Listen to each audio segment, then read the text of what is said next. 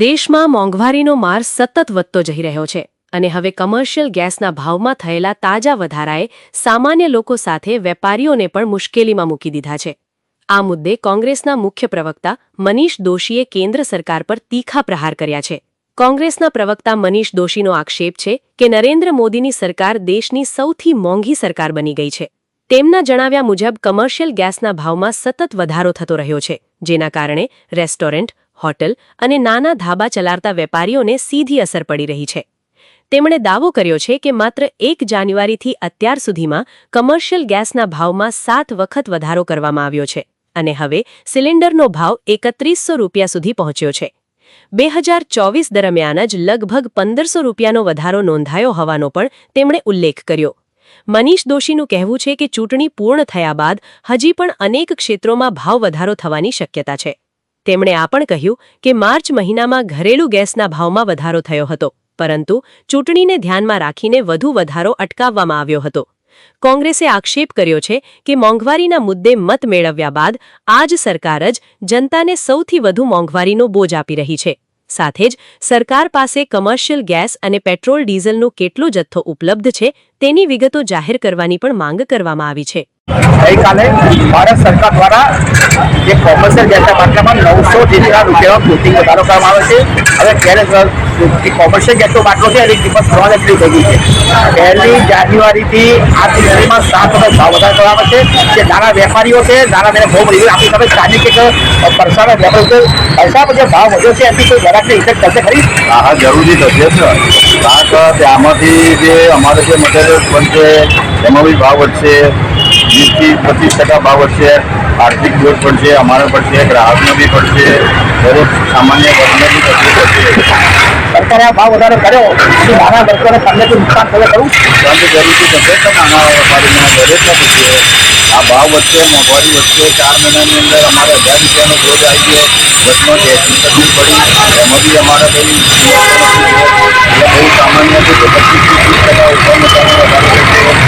દરેક વસ્તુમાં જોવા જઈએ તો છેલ્લામાં છેલ્લે ગ્રાહકને નુકસાન છે, નાગરિકોને નુકસાન છે। સરકારે કોમર્શિયલ બાટલાના ભાવમાં કોટિંગ વધારો કરીને જે નાના મીડિયમ વર્ગ છે અને જે નાના વેપારી છે એનો બહુ સક્સેસ મળશે। જોવાનું રહ્યું કે આવનારા દિવસો કેવા રહેશે અને કેવી મોંઘવારી રહેશે। હરીશ સરી સાથે મહેસાણાના ઓસ્કાર ન્યૂઝ, અમદાવાદ। કોમર્શિયલ ગેસના ભાવમાં ફરી એક વખત મોટો વધારો અને રાજકીય ગરમાવો પણ વધ્યો છે। કોંગ્રેસના પ્રવક્તા મનીષ દોશીએ મોદી સરકાર પર તીખો પ્રહાર કર્યો છે। તેમના જણાવ્યા મુજબ 1 જાન્યુઆરીથી અત્યાર સુધીમાં 7 વખત ગેસના ભાવમાં વધારો થયો છે અને હવે સિલિન્ડરનો ભાવ 3100 રૂપિયા સુધી પહોંચી ગયો છે।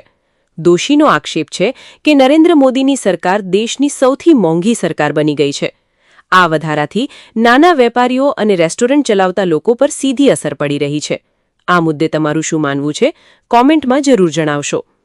के लिए 3D फुल HD गुजरात અને સમગ્ર દેશની અંદર वर्ल्ड के लिए 3D સૌથી મોંઘી સરકાર वर्ल्ड के लिए મોદી સરકારના પાપે वर्ल्ड के लिए 3D સતત કોમર્શિયલ ગેસની અંદર વધારો ચૂકવવામાં આવેલો HD કોમર્શિયલ ગેસમાં વધારાના કારણે फुल HD वर्ल्ड દેશમાં જે રેસ્ટોરન્ટો ચાલે છે, નાના ધાબાઓ ચાલે, એ તમામ ઉપર સીધી એની અસર આવે છે। 3D फुल આ કોમર્શિયલ ગેસના ભાવ વધારો ચૂકવવાના કારણે અનેક એની મોંઘવારી ઉપર અસર સીધી આવે છે અને સરકાર દ્વારા 2026 ની શરૂઆત કરી 1 જાન્યુઆરીથી સતત 7મી વખત આ વધારો 3D फुल HD ઝીકી દેવામાં આવ્યો છે અને આજનો આ 1 મે થી લાગુ કરવામાં આવેલો ભાવ વધારો કોમર્શિયલ ગેસમાં એ 900 રૂપિયાથી પણ વધુ છે।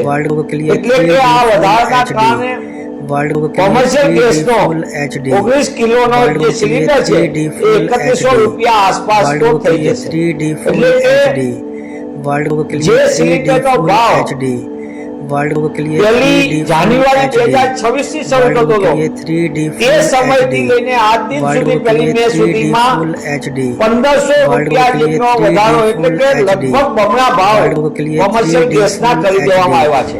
આ જંગી ભાવ વધારો બીજો ભાવ વધારો રાહ જોવે છે, કારણ કે સાહેબ ચૂંટણીમાંથી મુક્ત થયા અને હવે આગામી સમયની અંદર પણ મોંઘવારીનો માર્ગ માટે દેશની જનતાએ અને ગુજરાતની જનતાએ તૈયાર રહેવું પડશે. અગાઉ કોમર્શિયલ ગેસની સાથે સાથે ઘરેલું ગેસ ઉપર પણ વધારો જીતો હતો, પણ વચ્ચે ચૂંટણી હોવાથી એ ભાવ વધારો આપણને આવ્યો નથી. હવે નજીકના સમયમાં આવશે. ખાતરની અંદર પણ ભાવ વધારો કરવામાં આવ્યો. આંતરરાષ્ટ્રીય બજાર અને યુદ્ધના ઓછાયા વચ્ચે આ ભાવ વધારો એવું નાટક કરનાર કેન્દ્રની મોદી સરકારે પોતાની એનર્જી મેનેજમેન્ટ દેશ માટે ખેડૂતોનું રિઝર્વ કઈ રીતે રાખવું એનું આગળનું આયોજન કેમ કરવું એમાં સદંતર નિષ્ફળ ગઈ છે. જે સરકાર સત્તામાં આવવા માટે બહોળી મહેંગાઈ માર એવું 2014માં નારો આપ્યો તો અચ્છે દિનનો, એ મોદી સરકારે 2026માં સૌથી મોંઘી સરકાર અને ગરીબ સામાન્ય મધ્યમ વર્ગના દિવસો ગાયબ કરી દીધા અને એ લોકો આર્થિક હાલાકી ભોગવે તેવી સ્થિતિનું નિર્માણ કર્યું છે. ત્યારે કોંગ્રેસ પક્ષ તરીકે અમે માંગ કરીએ છીએ કે સરકાર દેશની અંદર છેલ્લા 1 વર્ષની અંદર એનર્જી મેનેજમેન્ટ ક્ષેત્રે શું કામ કર્યું, કોમર્શિયલ ગેસનો કેટલો જથ્થો જે આપણી અંદર રિઝર્વ, પેટ્રોલ ડીઝલનો જથ્થો કેટલો રિઝર્વ છે, એ તમામ બાબતની વાત દેશની જનતાને કહેવું જોઈએ. કારણ કે મનની વાત બહુ થઈ છે.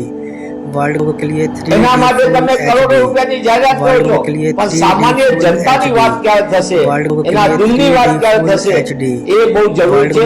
એટલે પુનઃ કોંગ્રેસ પક્ષ તરીકે માંગ કરીએ છીએ કે આ કોમર્શિયલ ગેસના ભાવ વધારાને કારણે મોંઘવારીનો આસમાન તરફ જશે. પેટ્રોલ ડીઝલના ભાવ વધારવા માટે આપણે માનસિક તૈયારી રાખવાની છે. ગમે ત્યારે 20 થી 25 રૂપિયાનો વધારો દેખાઈ રહ્યો છે. અને ખાનગી કંપની હોય, ઓઇલ કંપની હોય, એ સરકારી હોય કે ખાનગી, તમામે જે દેશના સામાન્ય નાગરિકોના ખિસ્સામાંથી 35 લાખ કરોડ રૂપિયા, હું પુનઃ એ વાત કહું છું, આંતરરાષ્ટ્રીય ક્રૂડ બજારમાં સૌથી સસ્તું ક્રૂડ એ ભાવ ઘટાડવાનો લાભ દેશની જનતાને નથી આપ્યો. એ એક્સાઇઝ અને અન્ય રીતે ઓઇલ કંપનીઓએ અને કેન્દ્ર સરકારે 35 લાખ કરોડ રૂપિયા દેશની 140 કરોડની જનતા ઉપર સીધી લૂંટ ચલાવી છે. એનો પણ એમને હિસાબ આપવો જોઈએ તો દેશ જાણી શકે કે આ મોદી સરકાર કેટલી મોંઘી સરકાર છે.